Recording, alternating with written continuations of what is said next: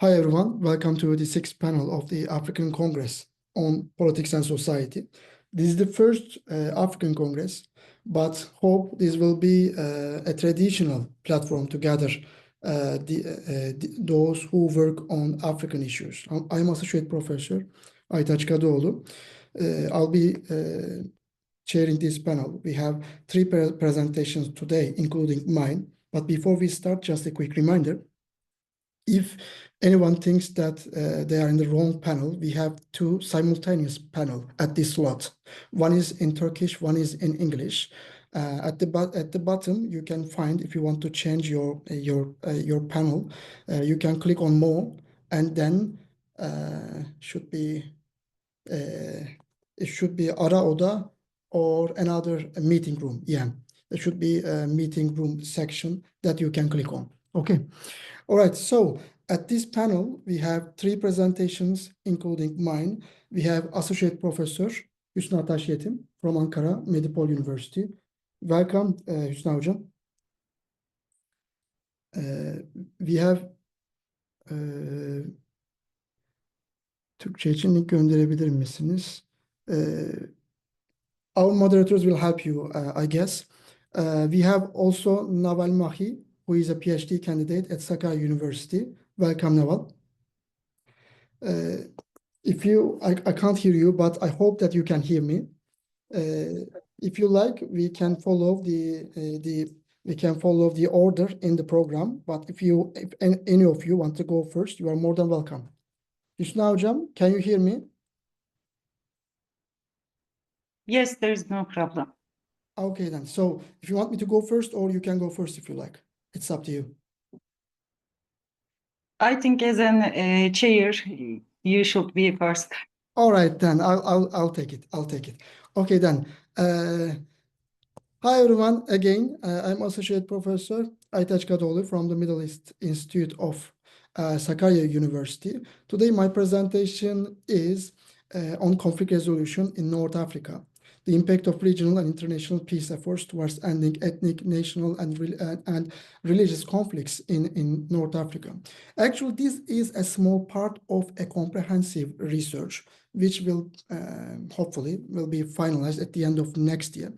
I am planning to cover major issues in North Africa, but today, mainly, I'm going to talk about two major cases, and Libya and Algeria. But before we start, I want to talk mainly on first conflict resolution theory, and in particular, negotiation approach and mediation approaches. And then I'm going to give you very quick backgrounds on the Libya and Algerian cases and their background, and peace-making, negotiation, and mediation efforts in Libya and Algeria. Then I'll make a comparison between these two.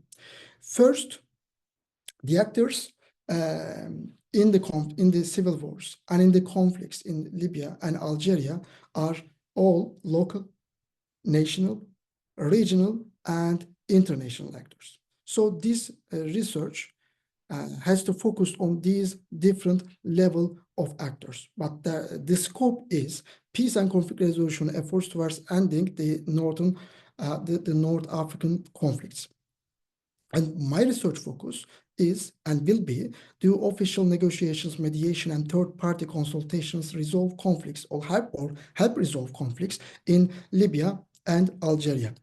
Before moving on to the practical cases, let me give you some theoretical information on conflict resolution theory.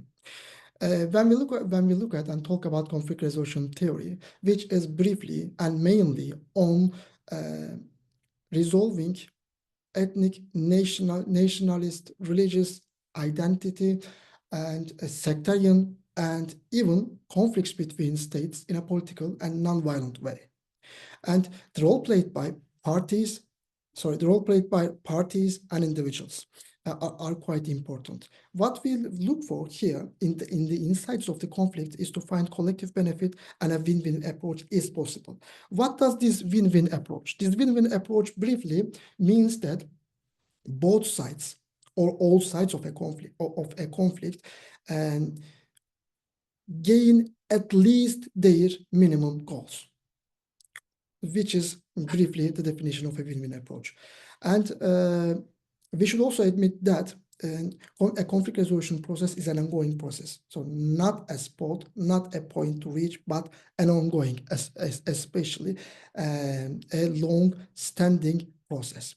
And at this process, the role of mediators that I will explain in the Libyan and Algerian cases, the role of mediators, third-party consultation is critical, but they are critical because in this type of conflicts, another party which did not involve in a conflict can play a critical role towards peacemaking and peace building. In terms of negotiation approaches, by the way, I started 8 past, right? And in terms of negotiation approach, it should include both supporters and opponents of a political resolution process. It is a foregoing setting of relevant acts in terms of peaceful efforts involving disputants, decisions, and conditions. What does this collective benefit that I have already explained briefly, but in detail, interest and event choices. So interests of conflicting parties and their options towards peace are quite important.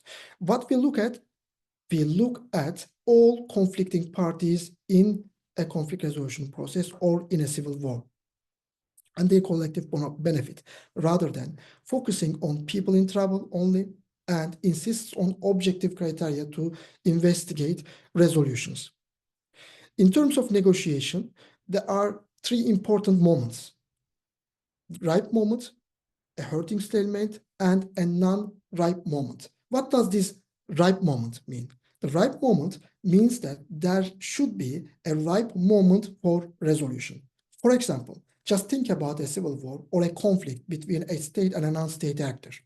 In this type of conflict, if both sides of the conflict think that they can win their goals, they can achieve their goals through armed conflict, they will never negotiate their goals because they still think that there's a way or there is a possibility to reach their goals through armed struggle, which means that this is a non-ripe moment. Whereas in the other case, especially when after a decade or after a long time in a civil war or in a conflict, all sides in a conflict start to think that they will not achieve their goals through armed struggle. At this ripe moment, they will start to think that a negotiated settlement might be a must towards a resolution or towards an end to a conflict, which is also a sign to a hurting stalemate, which means that both sides, doesn't matter whether a state or a non-state actor, they started to think that enough is enough. We lose many civilians, we lose many security officers and security forces that we cannot afford it anymore, which shows us the hurting stalemate. The other approach of a conflict resolution theory is mediation approach. The mediation approach briefly means that it is a third-party consultation to involve in a conflict resolution process, which is, in most cases, they involve and aim to achieve a dispute settlement, requiring an independent party's intervention. The independent party means that they are equally far from conflicting parties in a conflict. And mediation, in addition, is a social approach, which makes interpersonal, intergroup, and international negotiations possible. Mediation is also a transformational approach, which is identified as a unique capability to transform people's perceptions from negative to positive, from conflict to peace, from war to peacemaking. But here, there's an important point. Whether a mediator should be a strong actor or a mediator should be a weak actor. In the scholarly literature, they call it mediator with muscle, mediator without muscle. Mediator with muscle, as you can understand from the meaning, who use leverage and coercion regarding promised rewards or threatened punishments. So they can put pressure on conflicting parties towards resolution. In contrast, if a party has less muscle, if a mediator has a less muscle, it is more likely that it will move away from the conflict. It is more likely that they can bring conflicting parties together, they can create a flexible environment for them to discuss their demands, but no more than that. So let's move on to the cases. The conflict in Libya. When the Arab uprising protests started at the end of 2010, it spread very quickly to almost all Middle Eastern and North African countries. And one of them has been Libya. The Arab uprisings indeed hit Libya deeply. The protests against Muammar Gaddafi escalated rapidly, which was followed by an Arab League call on March 12, if I'm not wrong, 2011. They called for a no-fly zone. And then the United Nations Security Council adopted Resolution 1973 just 5 days later, after the Arab League's decision, declared that all necessary measures will be applied to protect civilians and establishing a no-fly zone on Libya. Then NATO enforced the resolution that was followed by toppling the Gaddafi long-standing regime in 2011. After 2011, an authority split after the collapse of the Gaddafi regime emerged between rival institutions and armed coalitions in Libya, Tripoli-based and East-based coalitions. The United Nations brokered Libyan political agreement called Skirat in December 2015, tried to reunify governance. Then periods of renewed war were followed by the Geneva nationwide ceasefire, which has been a milestone in the civil war of Libya in October 2020. In 2020 and in 2021, the Libyan Political Dialogue Forum roadmap set December 2021 elections. They have been quite important initiatives because they were actually determined the peace process in Libya simultaneously. And in addition, Government of National Unity under Abdul Hamid Dibeibe, the vote was postponed considering legal and security disputes in Libya. Then there has been a stalled transition period between 2022 and 2025. The East-based House of Representatives appointed Fatih Başaga as a rival prime minister in February 2022, later suspending him and naming Osama Hamad acting prime minister in May 2023. So there have been quite complicated development maintaining in Libya. But also, when we look at before mentioning about the peace process and peace efforts on mediation and negotiation, main drivers of the conflict, we need to talk about them. First, state collapse and rival power. Centers including armed groups, local councils, and national claimants in Libya. Second, external involvement has been the key, and embargo violations were applied. United Nations panel of experts reports was very important in 2023 and in 2024. Detailed persistent arms and embargo breaches, foreign fighters, and illicit economies that bankroll armed actors, which made it difficult to achieve peacemaking in Libya. And third one, resource and institutional competition. Control over the central bank and especially national oil corporations' revenues affected the future of Libya. What about negotiation and mediation efforts? What was tried and by whom and why? The first one, when we look at the characteristics of peace efforts in Libya, they have been dominated by regional and international organizations. First, regional organizations, especially the Arab League in 2011. Immediately after the beginning of the Libyan civil war, the Arab League called, as I mentioned, called a no-fly zone in Libya. Other than that, regional authorization helped socialize the intervention norm and build political cover for United Nations Resolution 1973. Even the United Nations text itself takes a note of the Arab League's decision, which clearly shows us that there was a consensus between regional and international actors. And the other one is the United Nations-led political architecture, which has been the key.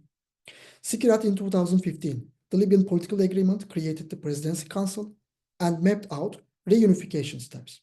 Second, Berlin process from January 2020, which brought external actors together on a pledge to respect the arms embargo and support Libyan-owned process, which clearly is an indicator that Libyan actors wanted to resolve the conflict through its internal dynamics. However, external dynamics in Libya has always been the key since the beginning of the Arab uprising protests. Just think about the inclusion of the Arab League, decision of the Arab League.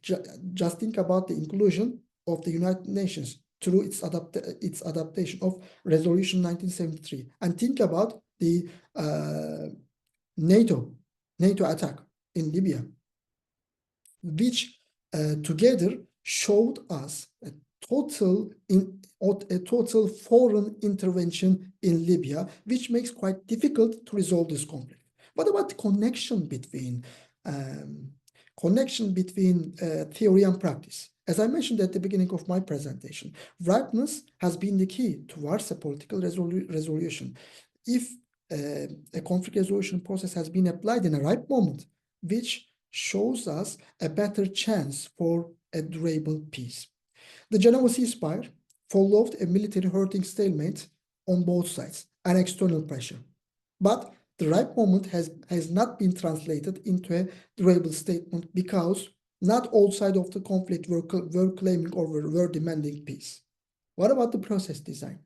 The Libyan Political Dialogue Forum, LPDF, broadened inclusion beyond armed elites, consistent with mediation research that a mixture of kind of directive and facilitative strategies, which in the future can help when parties feel lack of trust and enforcement might be needed.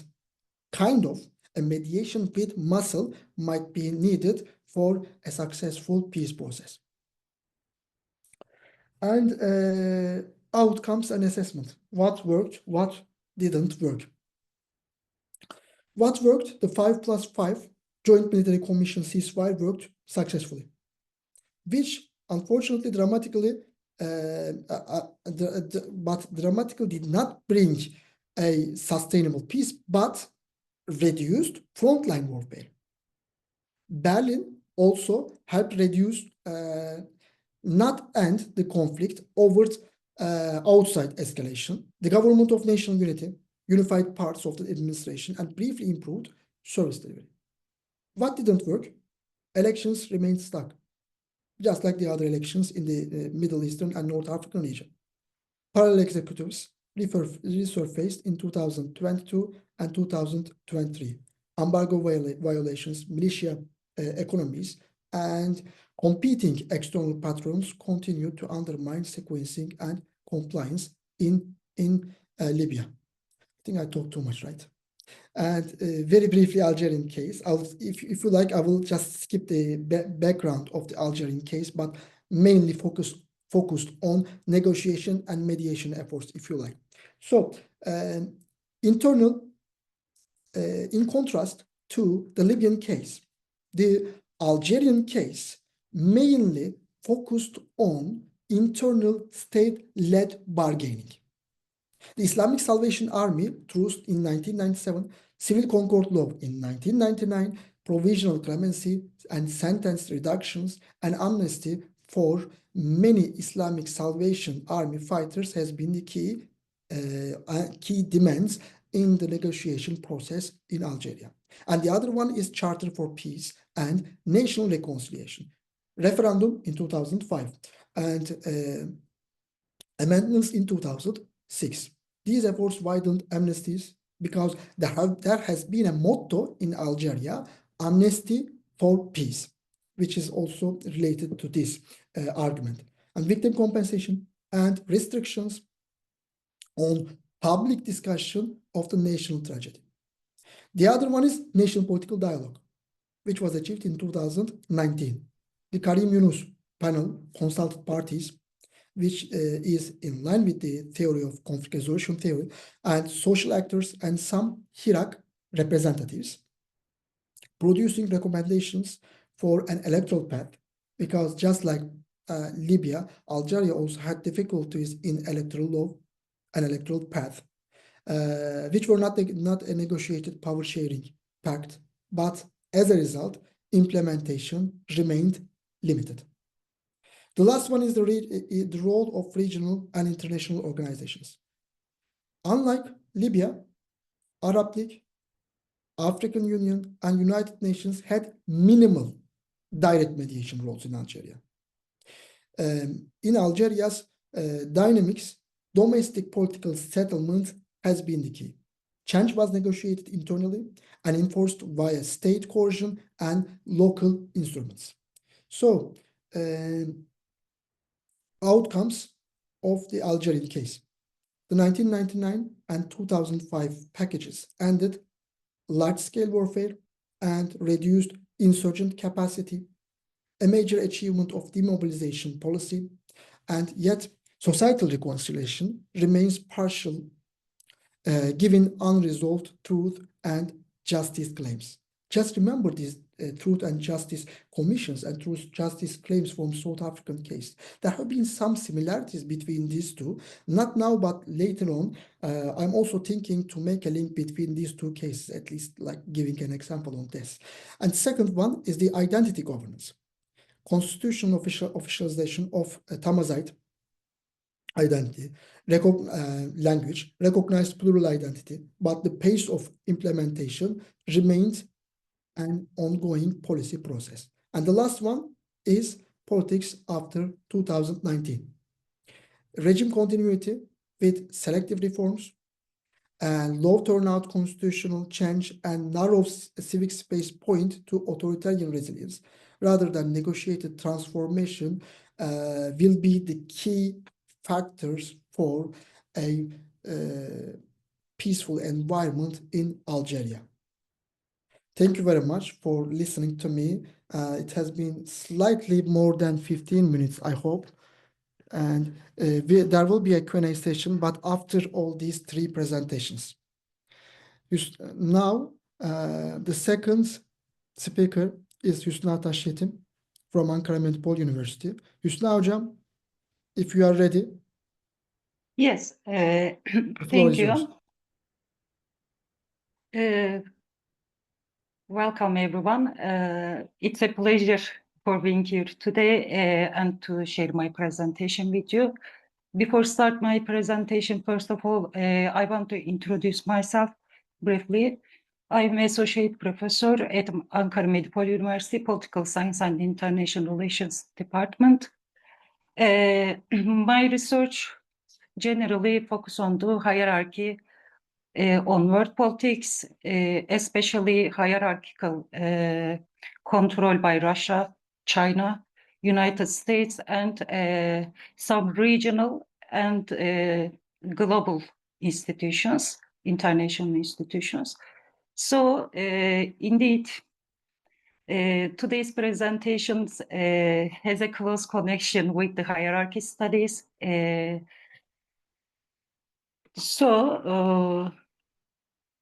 I would like to extend my welcome to all participants, colleagues, and listeners. Let's start my presentation. My presentation topics is based on Chinese active engagement in Africa. My research puzzle especially about how can we explain despite China, as you know, remained as a passive actor during the Cold War era, even this was the case for the post-Cold War era, but this was changed, especially by the beginning of the 2000s, and which was accelerated under the leadership of the Xi Jinping. When Xi Jinping came to power, 2012, Chinese foreign policy underwent a profound transformation. So today, my focus is on these dimensions. How can we make a close relationships between the Chinese search for hierarchical leadership over the global politics, which especially has enhanced since the Xi Jinping's powers? What is the place of the African countries in Chinese global strategy policy? This is my main research question. Despite during my presentation, my focus will be on other dimensions like economic, military, institutional, at international, global, and regional, or even in the sub-regional levels. But my main focus will be basically on normative dimensions. Especially in my presentation, focus on these dimensions more heavily than other dimensions. Let's start. My presentation structure is basically starts with a brief historical introduction to Chinese engagement with the African countries by the beginning of the Cold War era under the especially Mao leadership. During the Cold War era, China remained as a passive actor. Why? There were some reasons. Its support generally against the African countries were limited to provide some military and economic tools to colonization movements of those countries. As you know, most of the African countries by the beginning of the 15th century until the end of the 19th century remained under the control of the European colonial powers. Well, especially when scramble for Africa started in the Berlin Conference in 1884, Africa experienced a formal colonization process by the thanks of the United Nations Charter granting independence Africa colonized peoples. When African countries start to gain their independence, as you know, they actively supported the Berlin Conference, which signified the emergence of rise of global South powers over the global politics. So China during this era, due to strict rivalry between the United States and the Soviet Union, did not support enough those countries struggle, just provide some military tools. Another dimension, another factor that obstructed Chinese activeness against those countries was its internal issues. As you know, China mainly during the Cold War era focused on its domestic policy issues.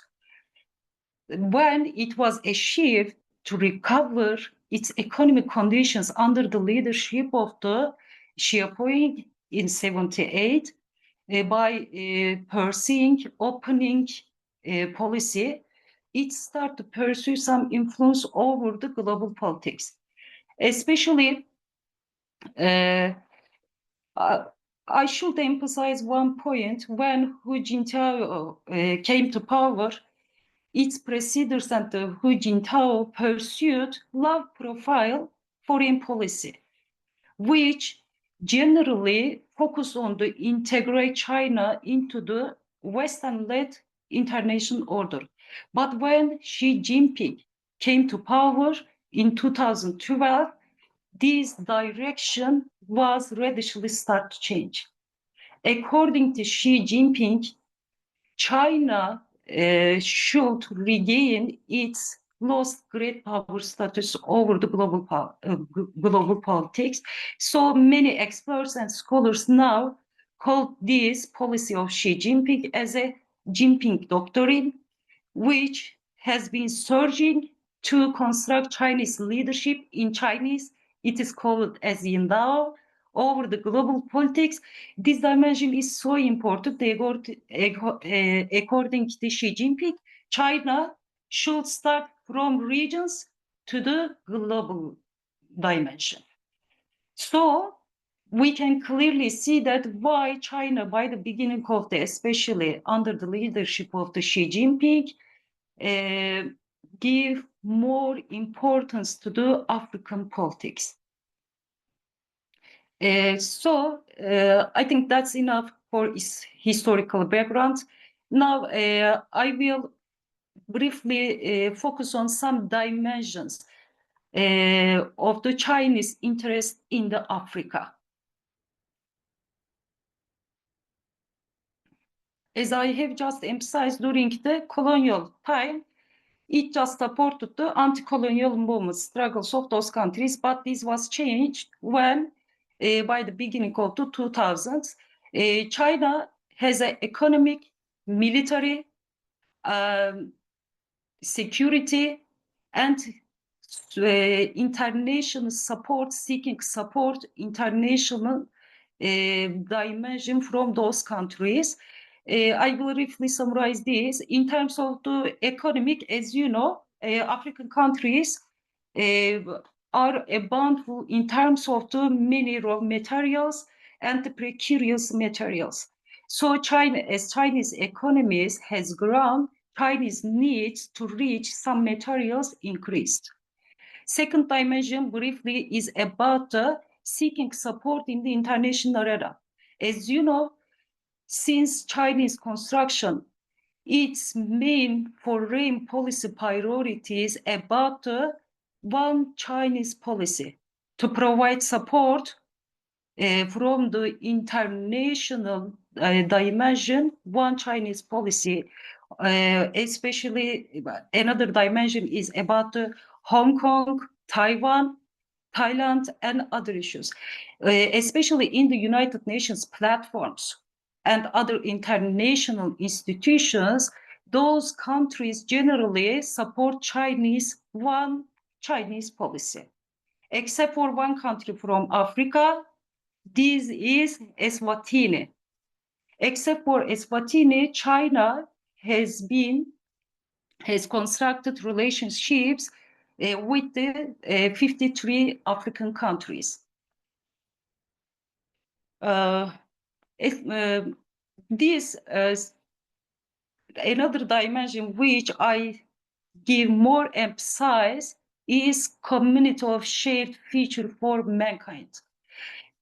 Why? Because China's global policy, which is seeking the leadership role for China, is based on the community of shared future for mankind. This principle emphasizes that harmonious, like-minded leaders will develop relationships with China. This will eventually lead the emergence of siniocentric order over the global politics, which is a kind of alternative international order against the Western-led order. This community is a global network. Another dimension is this: China gives more importance to the African countries. Why? Because according to China, they share same fortunity. Why? Because like those countries, China had exposed the colonial control by the Western countries. Also, according to both China and the African countries have a common aim to provide multipolar order, to challenge the Western hegemony over the global politics. Why? Because according to them, this order is not justice. Why? Because by excluding the main interests by those countries, even China, also by excluding those countries from the decision-making process of the international institutions like United Nations, IMF, other Bretton Woods systems, and the others, those countries have no voice over the global politics. So they support Chinese grand strategy. Another dimension is about especially safeguarding Chinese citizens and business abroad. As you know, Africa is generally witnessed the emergence of civil conflicts, coup d'etats, and the insecurity environments.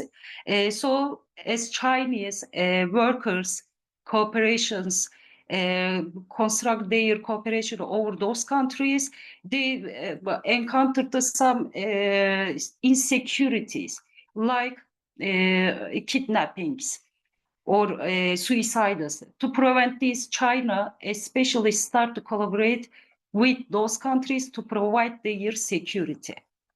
So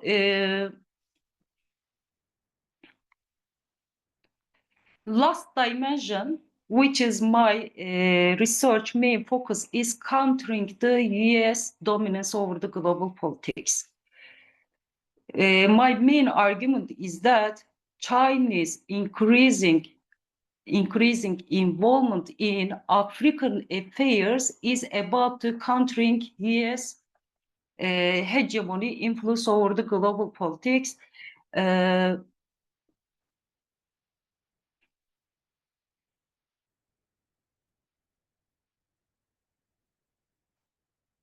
To provide this, Chinese especially start to even provide their security needs, especially by the beginning of the Xi Jinping's power. China start to adopts holistic security understanding, which especially conflicts with the security understanding of the liberal order, Western countries. Holistic security, according to Xi Jinping, cares much more African countries' security issues. Why? Because it is just not about the military security threats. It also includes commercial development, humanitarian business insecurities. It's kind of a holistic security understanding. So those countries especially show their support to Xi Jinping's holistic security understanding. Why? Because those countries also are not part of the Western security institutions. According to them, China provides them alternative. In 3 minutes, I will summarize, then wrap up my presentation. To conclude, I skip some other sections. So my main question is that China and the United States are in a cooperation or competition. Is China establishing the alternative order over the Africa or not?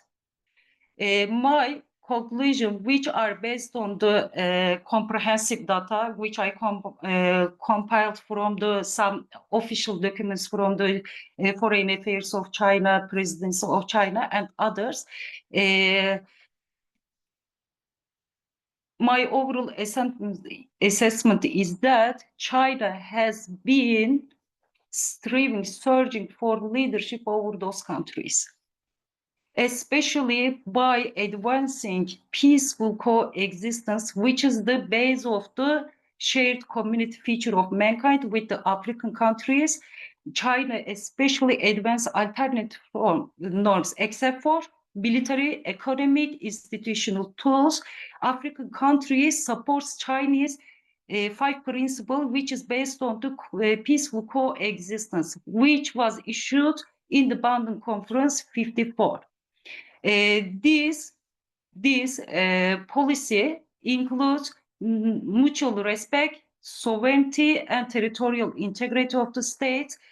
Another dimension is win-win policy, peaceful community, and non-intervention, both internal and external affairs of the global South countries by the Western countries. Why? As you know, China and the most of the global South countries generally criticize the Western countries to intervene their both internal and external affairs.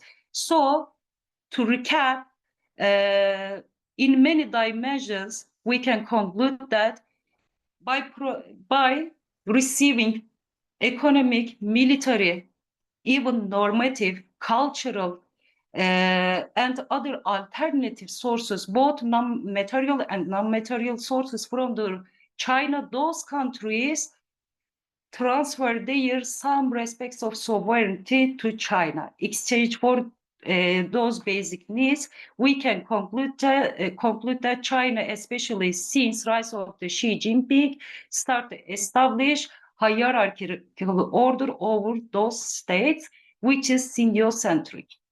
Thank you for your attention and listening. I am ready to take any questions regarding to my research.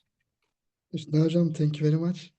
It has been a really comprehensive presentation, and China's relationship with African countries are getting more and more important.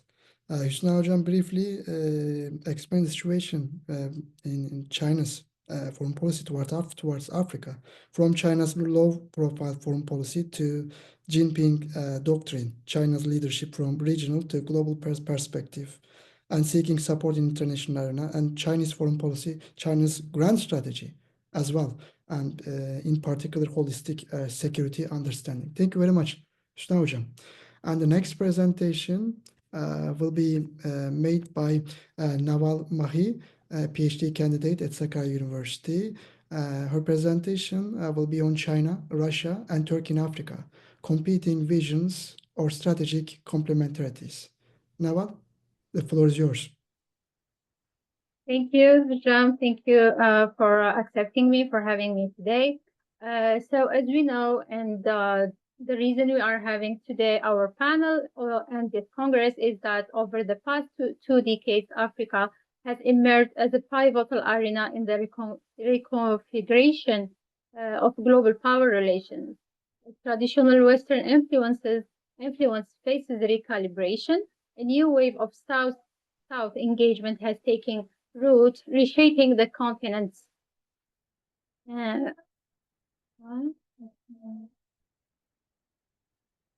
external partnerships.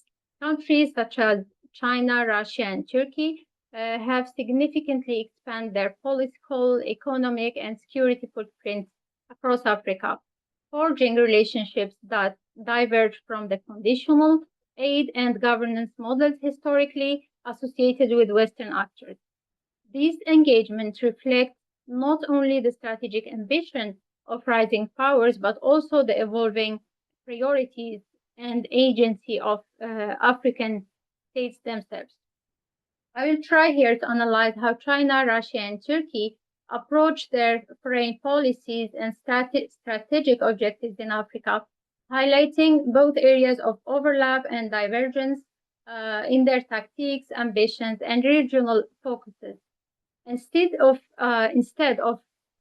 pursuing direct competition, we should investigate whether these powers are genuinely rivals or if they largely pursue their interests independently with limited direct conflict. We should also consider whether African countries are actively shaping these relationships or merely serving as arenas for external power struggles.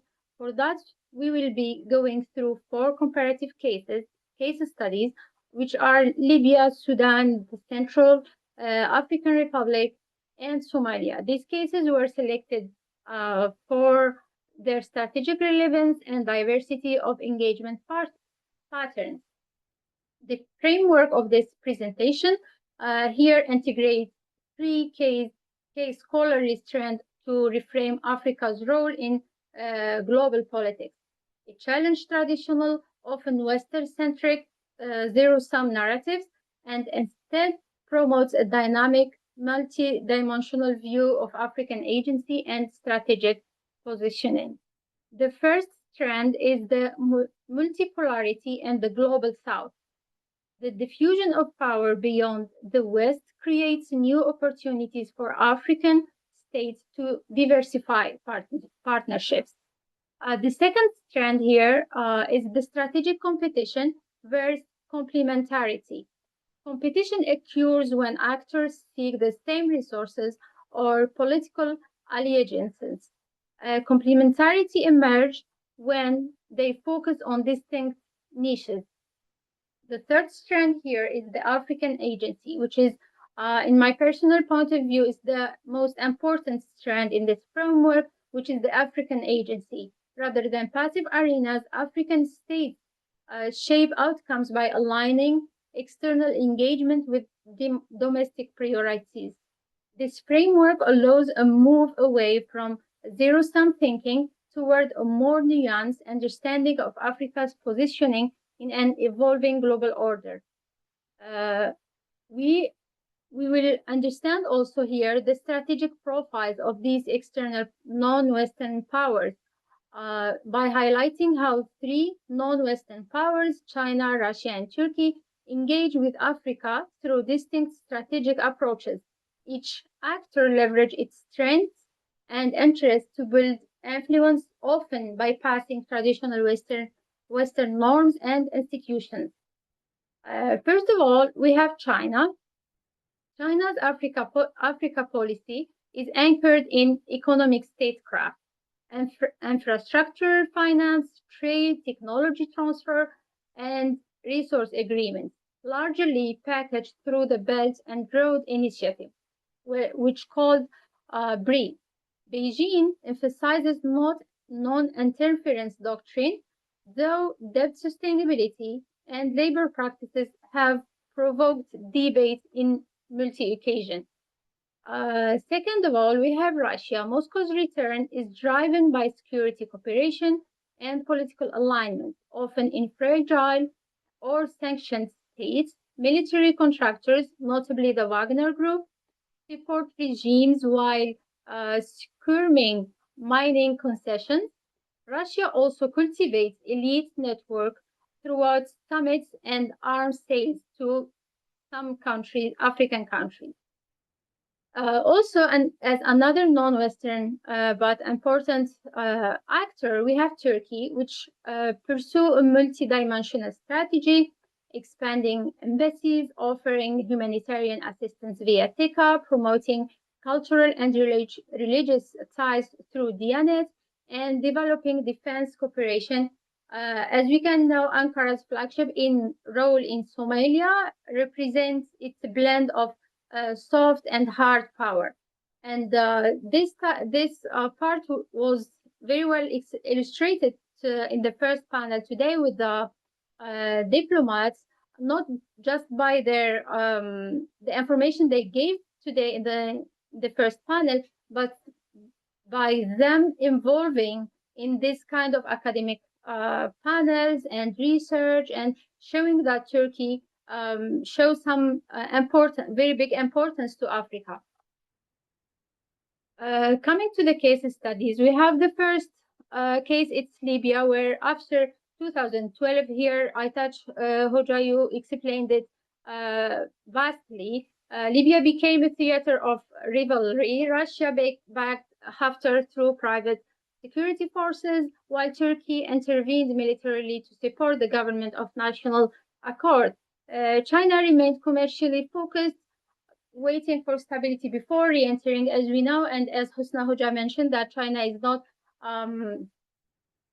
trying to involve politically in any region, saying that its right is peaceful and we are just trying to become leaders in the economy.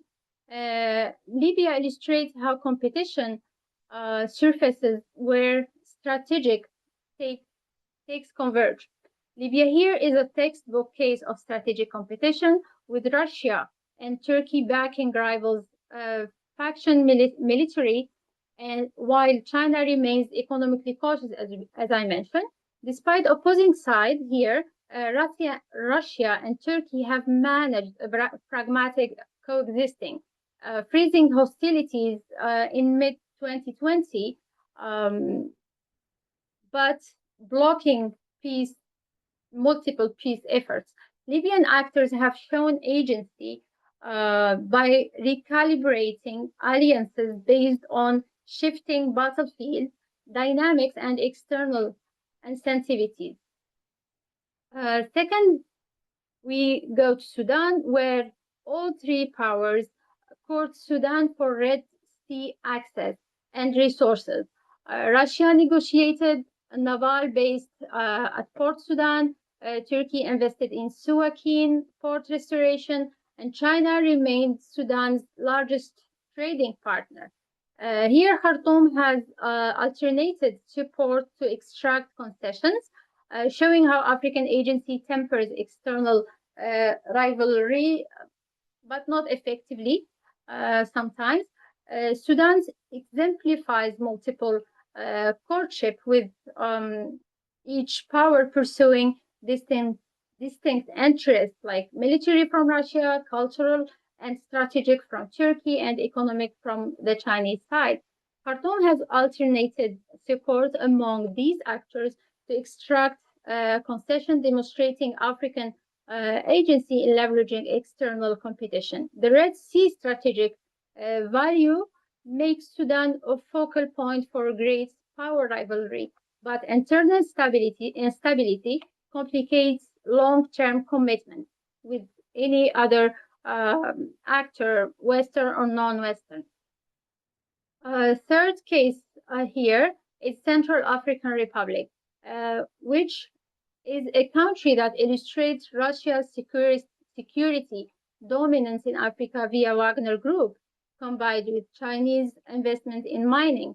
Turkey's footprint here is limited to humanitarian and diplomatic gestures. Sectoral differentiation allows coexistence despite fragile governance, which is the case in the most African countries. The Central African Republic showcase sectoral differentiation. Russia in security, China in resource, and Turkey in diplomacy, even though it's not that strong footprint as I mentioned. Despite fragile governance and ongoing conflict in the country, external powers have coexisted by occupying distinct niche separately. However, Russia's dominance has made the human rights worse in the country by abuses and corruptions, raising concerns about external exploitations in weak states. And the last case is Somalia. Somalia hosts Turkey's largest overseas military base, coupled with development aid and cultural programs. China here focuses on infrastructure and telecommunications only. On the other hand, Russia plays only a minor role. Here in Somalia, we can see that the complementarity rather than rivalry defines the pattern of the existence of the three actors in Somalia. Somalia reflects strategic complementarity, as I mentioned. Turkey leads in defense and development somehow, China in economic infrastructure, and Russia in security outreach.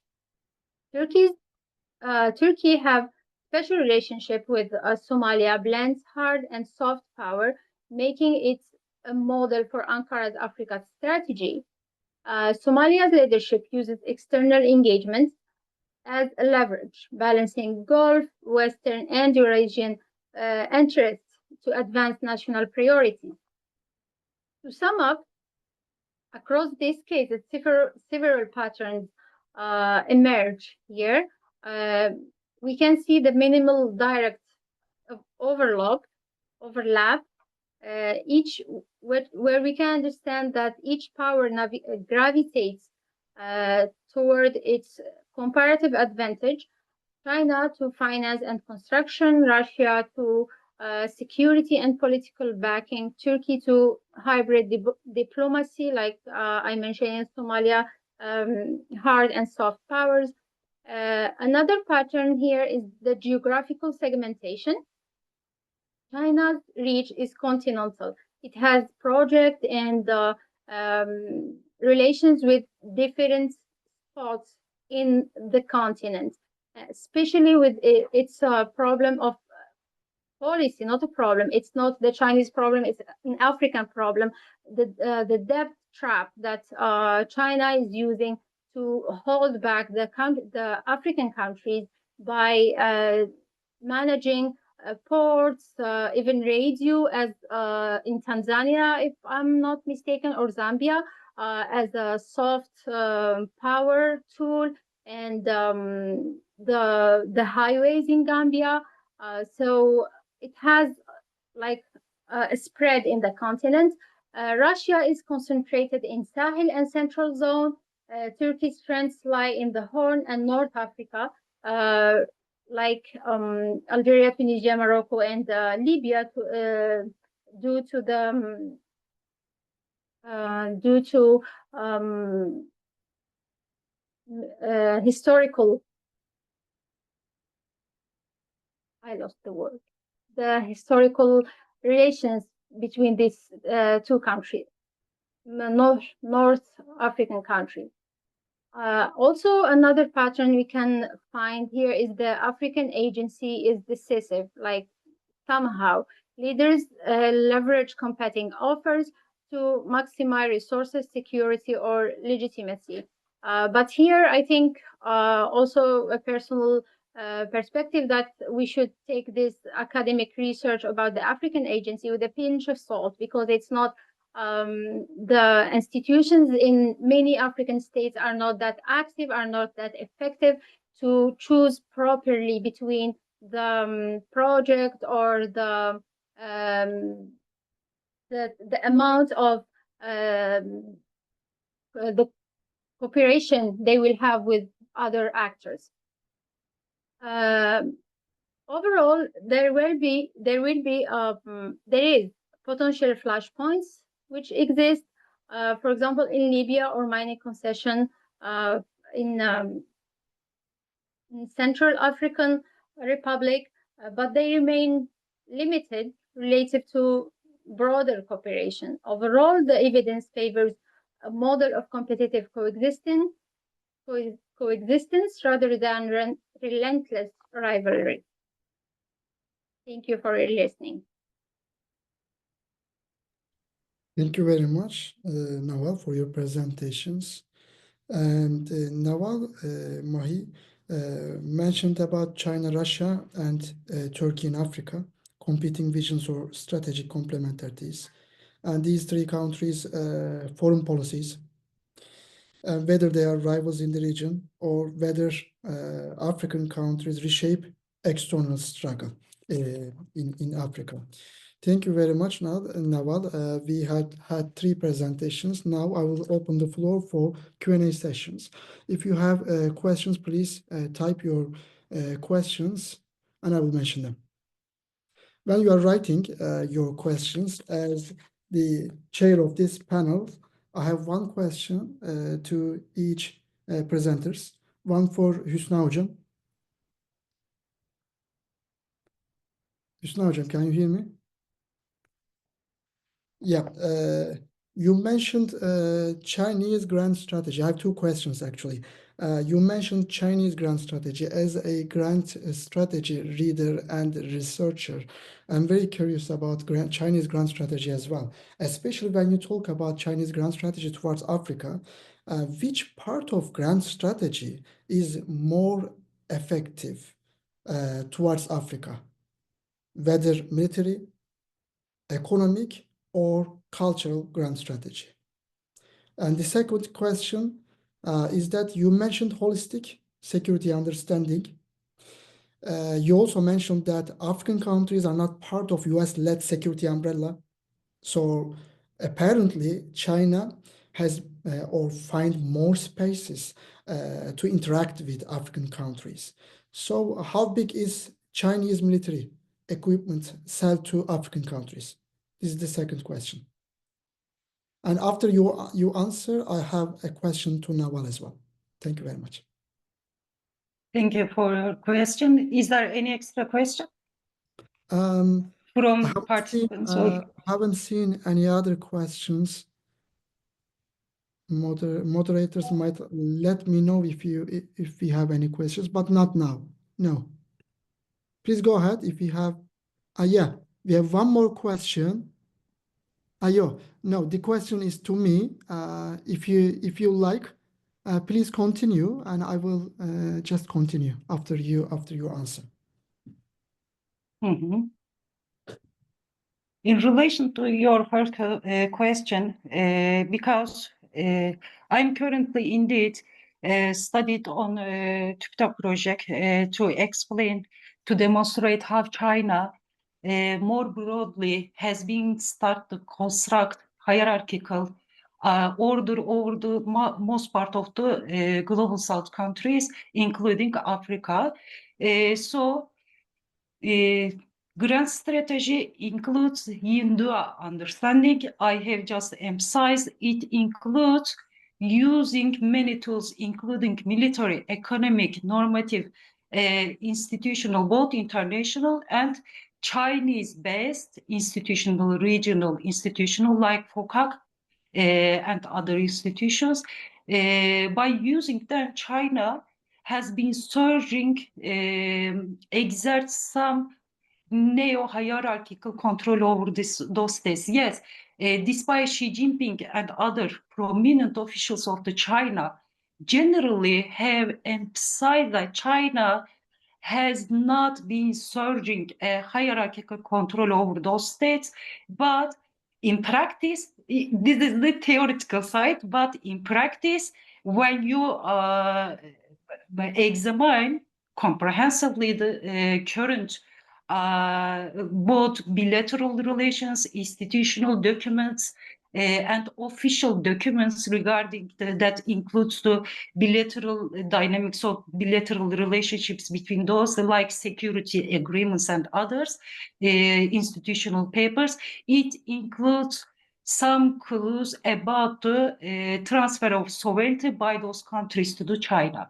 In terms of your question, if I relate, yes, China provides economic, military, and other tools to those countries, but African countries have a bountiful many insecurities, like internal between government and rival opposition groups and some other insecurity environments. Many papers are written on the current papers written on the China claim that China still is behind in terms of the security provision of the security behind the US and the Western countries. Yeah, there is many books, for example, Murphy's comprehensive books over the Chinese global South countries and Xi'an comprehensive books over the China relations with the African countries. They, by using some first-hand papers, evidences show that China economically, despite is strong across the Africa, but in terms of the security, still is the dwarf behind the US. Why? Because yes, it constructed its own security understanding, holistic security. In contrast to this is so important distinction between the security understanding of the Western countries and the China. Holistic security in terms of Africa for China includes developmental security, economic security. China, by sending its vessels and military officials, provide their developmental securities, economic securities, in contrast to Western countries. As you know, Western countries and the US generally directly intervene those countries by using military tools. China just have a one basis in Djibouti. Mm-hmm. Except for this, we have not witnessed the emergence of Chinese security control over those countries. Yes, we can conclude that despite economically and normatively is strong, China is strong, but in security terms, it's still weak. But many experts, make a such comment as the Chinese economic power increase, it's in parallel, its military power will be enhanced, will reach enough capability to exert control over those countries, to provide their basic security needs. This is a common belief and the expectation, future expectation for China. Why? Because by the beginning of the 2070, China issued its new security doctrine, by which China is expected to increase its military expenditures. That's all. We can conclude that we are in the multipolar era where China start to exert some economic and normative control over even cultural control by using, for example, Confucian institutes. Chinese control over those countries start to be increased. Thank you. I think I answered at the same time your second question, Aytaç Hocam. You did. You did. Yeah. Thank you very much, Hüsna Hocam, for your detailed You're answer. welcome. And before Nawal, there's a question from the public to me, directed to me. I have a question to Aytaç Hoca. The external ties, especially the European Union and Emirates of Maghreb countries, can be considered as a factor that hinder the cooperation for advancing regional cooperation for conflict resolution. Definitely. I mean, when it comes to the European Union, and before then, actually before the Arab uprising protests, what we witnessed that national interests of European countries towards the Middle East and North African countries. However, especially after the Russia's Ukraine invasion, and after the fact that, especially after the second Trump administration, we saw that, which is related to United States grand strategy, Hüsna Hocam, and Trump changed the direction of their military strategy towards Russia and decided to pull NATO forces from Europe, or threatened to pull their forces from Europe. And then the European Union decided to act, or started to think that they should act as an independent actor, not only economics and politics, but also as a military actor. Therefore, they should also establish strong ties with Middle Eastern and North African countries as well, apart from the United States. This is quite critical, because just think about what happened in Libya. Immediately after the Arab uprising protests, and NATO intervened in the conflict. But NATO is led by the United States. But nowadays, against the threat posed by Russia, not only energy security threat, but also traditional threat. It's a very realist approach. They start to think that their national security cannot be secured by themselves, but as a collaborative effort. And also they should also build strong ties with other countries, especially in Middle East and North Africa. So yes, the answer is yes. Thank you very much. And my question is to Nawal. Nawal, you said that in terms of Somalia, can you hear me, Nawal? Yes, I can hear you. Okay. In terms of Somalia, you said that Turkey's largest military base is in Somalia. China is there just for infrastructure, and Russia plays minor role. So I didn't really get it. I mean, what is this minor role really, is the first question. And the second question is that you said that there is a complementarity with regards to Somalia between these three countries. So is this complementarity an intentional choice for these three states, or just happened, considering their capacity in Somalia? Thank you. Well, what I do think is that Turkey is in the beginning of the line of these three actors here in Somalia due to the overseas military base and to the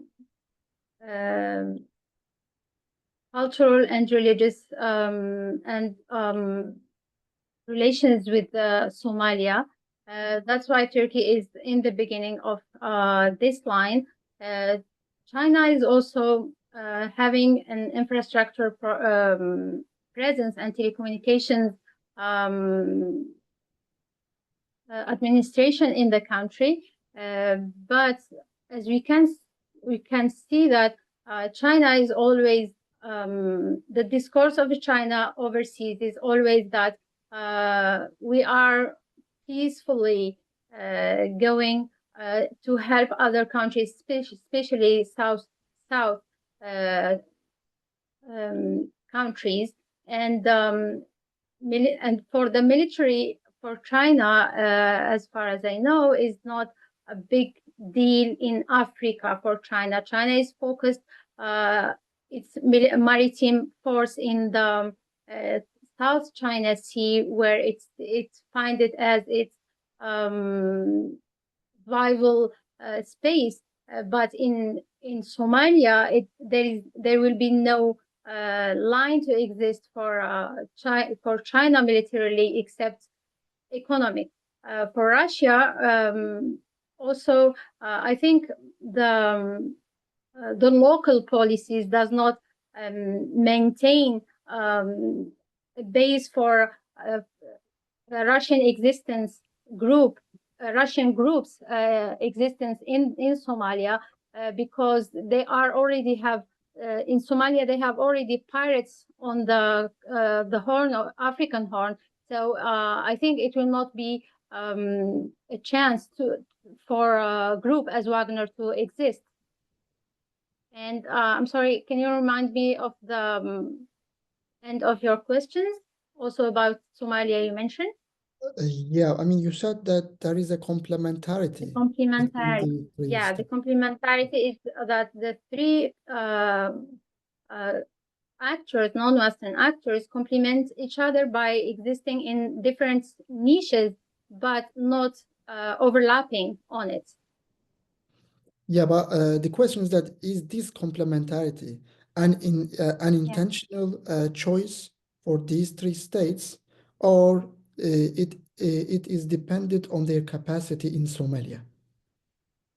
Well, I don't think that it is an intentional choice, because the existence there is showed by the challenges the country like Somalia have. So an external actor will not go to Somalia or any other African country and choose where to, or pick a strand or a niche to be effective in, I think. So the challenges are administrating the existing the actor's existence, I think. All right. Yeah. Thank you very much for your answer. We still have some time before we finish any questions. Yeah. A question from Hatice Rümeysa Hocam. Thank you. I have a question to Nawal, Mahi. How do you interpret the concentration of the Russian military influence, particularly in the Sahel region?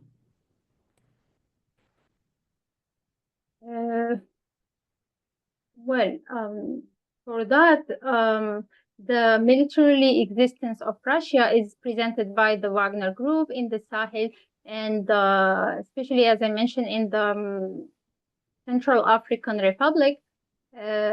So I think it has the concentration of it. It's not because of the effort, the Russian efforts. It's because of, I think it's because of the non-existence of other military groups, of other actors, even the Western actors. like also Russia exists in the country, in the continent, by the arms sales. It's very strong, for example, with Algeria and other countries also since the 60s, maybe since the Cold War era. So now the Russian concentrations is, I think it's kind of not a choice, as I mentioned, but it is a state that Russia just used to be in the continent, because economically Russia cannot challenge China, and culturally also it's very different from the place. Like it's just a rock in a desert. I think that's why the concentration of the Russia is militarily in that region. All right, yeah. Thank you very much. I think there's no more question, but before closing this panel, I would like to thank to the organizing committee of the African Congress on Politics and Society. They indeed made great effort to organize this conference. Thank you very much, and I hope to see you in the next panel. Thank you very much.